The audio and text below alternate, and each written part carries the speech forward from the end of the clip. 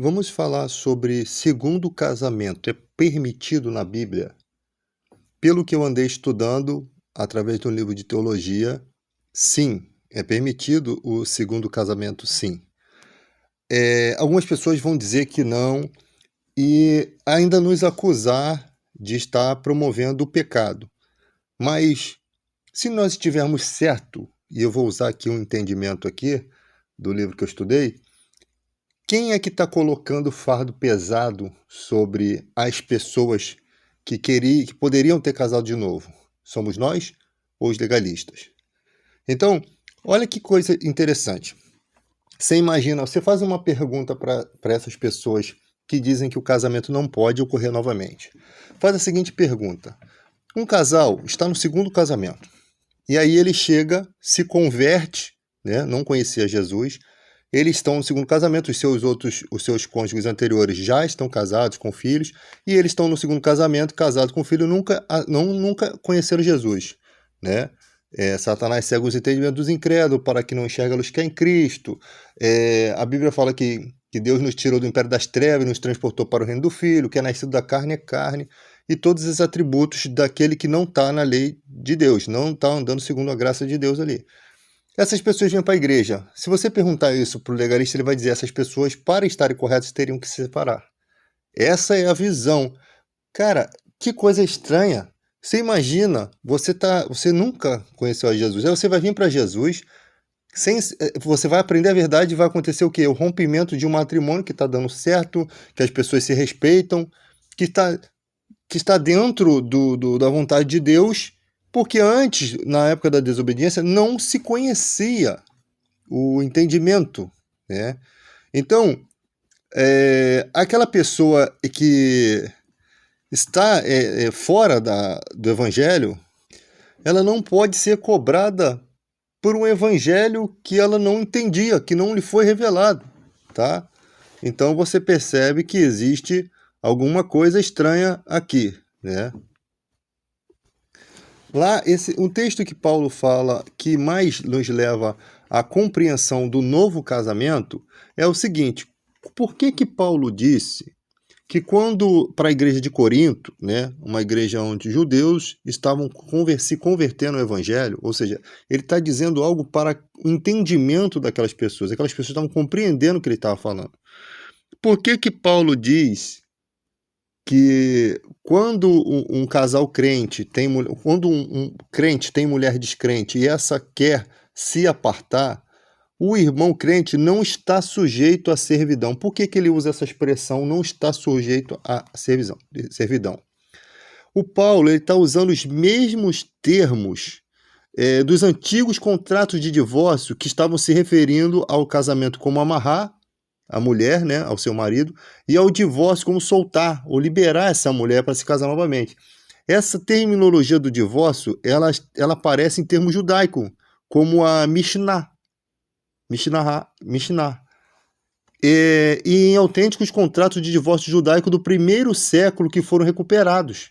Então, os leitores antigos, eles entenderam que a expressão não está sujeito à servidão como sendo uma permissão de Paulo para que a pessoa abandonada se casasse novamente. Então, Paulo está dizendo uma coisa para um povo que está compreendendo dentro daquilo que já existia, porque no casamento judaico, muita gente não entende como que funciona. Por exemplo, se seu marido for afeminado, você pode chegar ao sacerdote lá, aquela pessoa responsável, que é como se fosse um juiz, e falar a respeito disso. E ali pode ser sim feito o divórcio e a mulher pode casar novamente. Se a mulher sofrer agressões do marido, levava ao conhecimento desses homens, era feito uma cariação, né?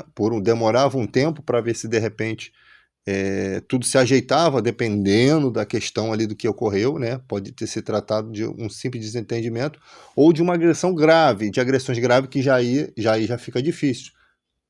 E aí poderia separar, tinha que pagar dote, como Moisés deu carta de divórcio porque as mulheres estavam sofrendo. Quantas mulheres aqueles homens daquela época podiam ter? Eles poderiam se casar de novo? Então você vê a pressão em cima da mulher. A mulher era tirada, né, da casa, não era mais sustentada pelo marido, e ela não podia mais casar, que se ela casasse, alguém casasse com ela, estava em adultério.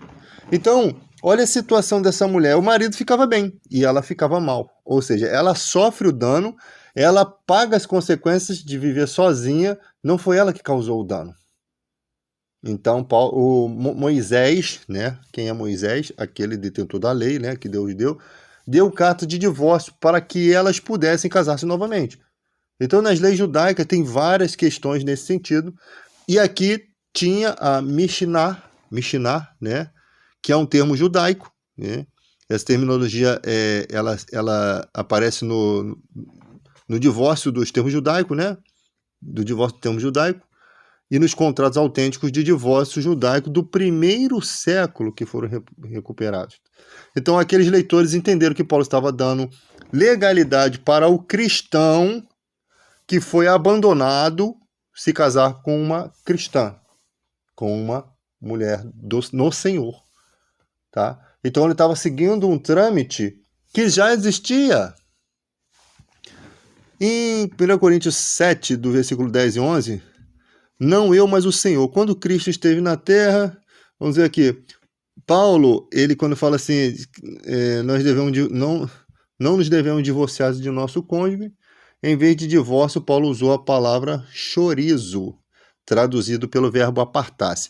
A ideia de chorizo para divórcio é a mesma, tá? A ideia de apartar-se e divórcio é a mesma. O marido e a esposa cristã não devem deixar um ao outro.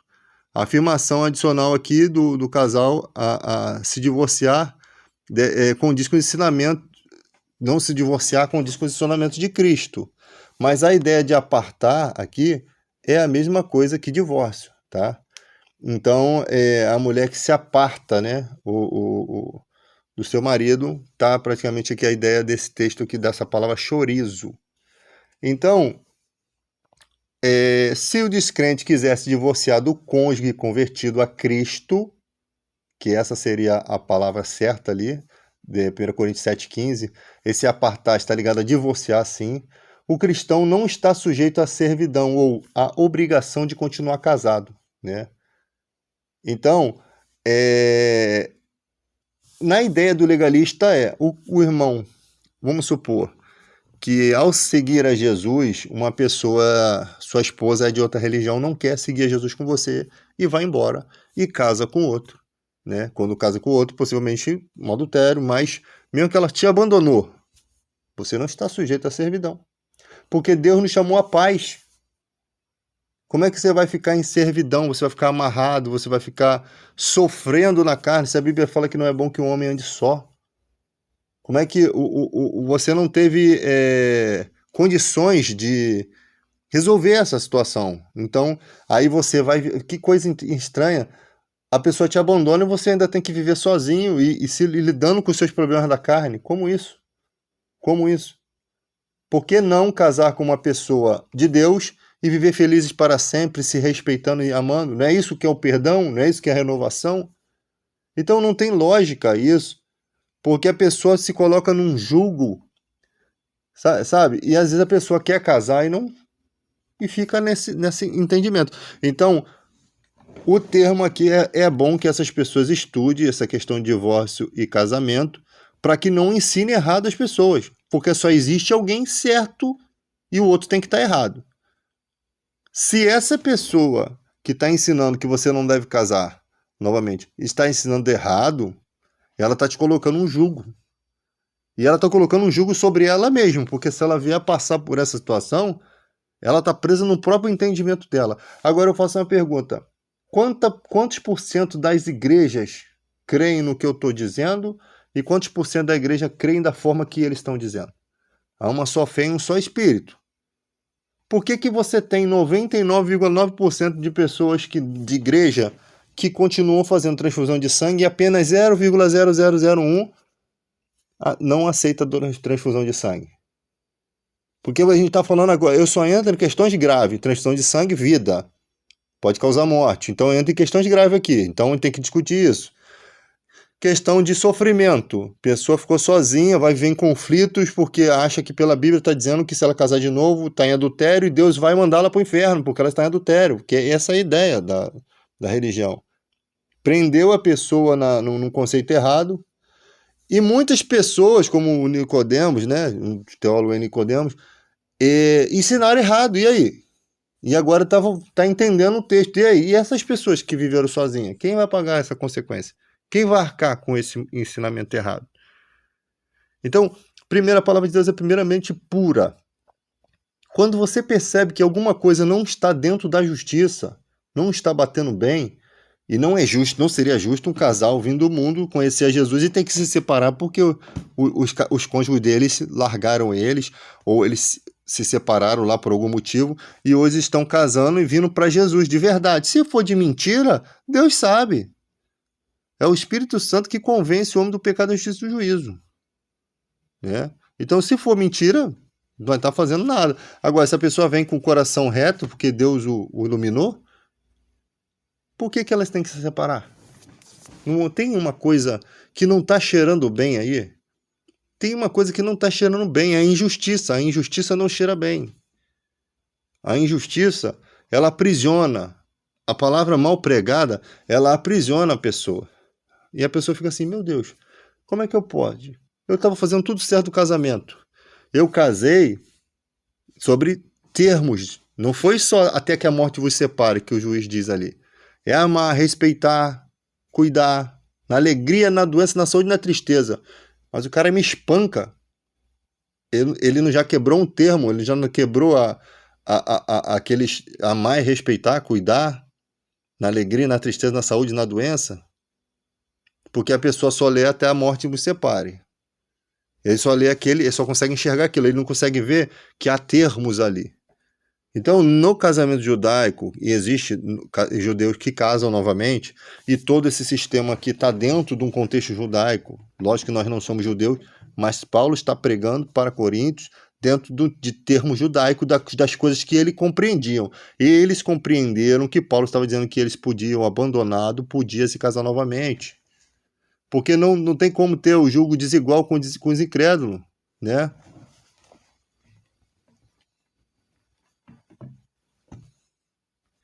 Então, quando diz assim, se o descrente quiser se divorciar, 1 Coríntios 7,15, se o descrente quiser se divorciar do cônjuge convertido a Cristo, o cristão não está sujeito à servidão ou à obrigação de continuar casado.